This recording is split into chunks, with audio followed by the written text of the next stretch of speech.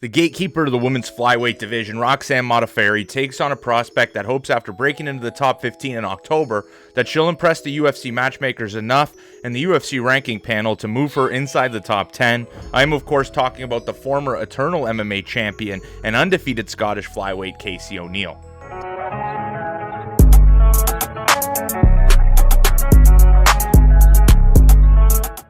Born in Irvine, Scotland, her father was a professional kickboxer who's now her MMA coach, started his daughter in kickboxing at 4 years old.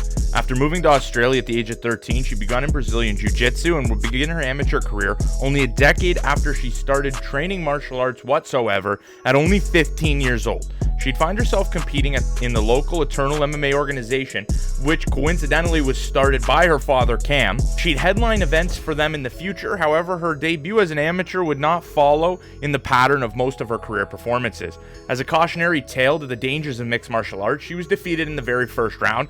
She competed again a year later, not learning from those mistakes, and again was finished in the very first round. No matter how you feel on the decision to compete at that age, O'Neill didn't let those losses distract her from her commitment to training and wanting to compete. This is the gutsy decision-making and ultimate drive that I assume serves her so well in her career thus far. She'd return to the gym following these two losses and spend 2 more years before taking another crack at the Eternal MMA cage. All the way back in 2017 against Gina Cardillo, O'Neill would start her current 13-fight win streak.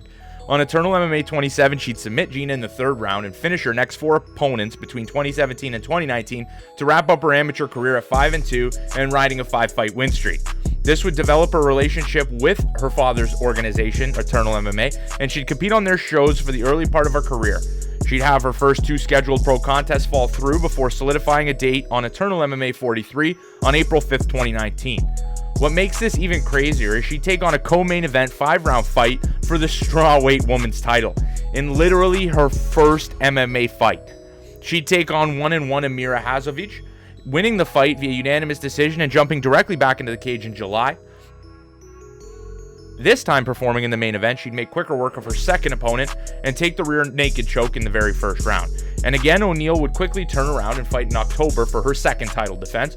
On the massive Eternal 48, she'd take the stage as the 3rd fight on the card, featuring 4 total title fights with UFC fighter Jack Della Maddalena and UFC prospect Izzy Fateku, who was supposed to fight in the UFC but fell through via circumstances, and they were all performing on the card. She'd win another unanimous decision against Miki Montono, which would wrap up her Eternal MMA championship run. Her last fight with Eternal MMA was not this fight. She'd actually be the first time she'd take on a new weight class at 125 pounds. This is her weight class in the now UFC, in her UFC run, and this would be where she would stay the rest of her fighting career. She would fight against Caitlin McEwen, who was 5-1 at the time, and she'd win again via unanimous decision. Heading to Abu Dhabi for a one-off, she'd take out Christina Steliou in the 2nd round, and this would be her first fight outside of her training home in Australia, and it'd be the last fight on the indie scene before being scooped up by the UFC. During this time in her indie fights, she spent 3 years living in Thailand and trained under the Hickman brothers alongside UFC strawweight Luma Lupunme, who is the first Thai fighter in the UFC, and she gathered a wealth of experience at different gyms around the world and whilst fighting most of her career in Australia, and all that experience gave her what she needed to try and stand out in the crop of UFC prospects. Flying out to Las Vegas for her first fight, O'Neill would begin her 2021 UFC campaign with a bang. 4-4 Shanna Dobson would stand across the cage. Although 4-4, Dobson's experience in the UFC would far outweigh that of the 4-0 Casey. The fight started off with some electric striking exchanges, but O'Neill went to her bread and butter, taking the fight to the mat. This would be the eye-opener for UFC fans to O'Neill's heavy top control. Nearly finishing the fight at the end of the first round, Dobson displayed the exhaustion from the style that O'Neill was utilizing. On that night, she'd be the perfect opponent, and pairing damage with an onslaught of takedowns and pressure, O'Neill would get the finish in the 2nd round.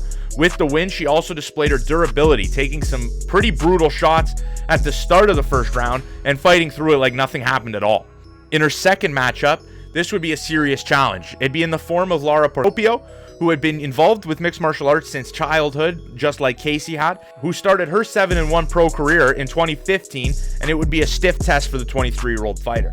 Entering her second fight, she'd come in as an underdog, however performed like the favorite. The first round was exciting, and O'Neill showed her pressure and sometimes eats a shot to give another. That's kind of her style on the feet.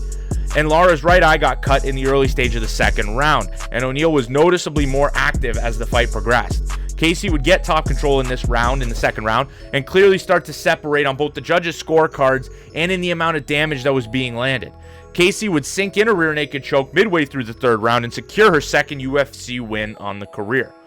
In her most recent contest and her biggest display of her skill, she would take on the older Shevchenko's sister, Antonina. Odds makers caught on to Casey coming into this fight and led her in as the minus 250 favorite. And with the intention to take this fight to the ground and exploit the grappling of Antonina, Casey would see some early adversity. She faced a crucifix with slick counter-striking from Antonina throughout the first round. However, late in the round, she landed a sought-after takedown and slowly went to work and started showing the gap in grappling skills. In the second round, O'Neal's takedowns would translate to a lot more damage. She'd beat Antonina to the positions, and once she got into full mount, it signaled the beginning of the end. She'd chalk up her second TKO via ground and pound in the second round of that fight, and now she's looking like an all-out star. For her age, super young but super competitive. She wants to be a champion. She's kind of like the Macy Barber in the way that she's competing every single day at that goal of becoming one of the younger UFC champions. In her next matchup, she fights the always dangerous veteran and gatekeeper Roxanne Modafferi, who has announced that this is her retirement fight. And when it comes to Roxanne, she knows a thing or two about stifling young up-and-comers on the brink of stardom. Casey is a massive favorite and competing on her first pay-per-view. It'll be interesting for me to see how she handles the moments on one of the biggest cards of the year. I want you guys to let me know how you guys think she's going to do in this fight. I think she'll be able to get it done. She's speaking like she's going to enjoy the pay-per-view scene for a little bit, maybe take a fight later on. She was voted the 2021 Rookie of the Year on a lot of different MMA panels. The MMA Fighting gave her Rookie of the Year, breakout star in the UFC.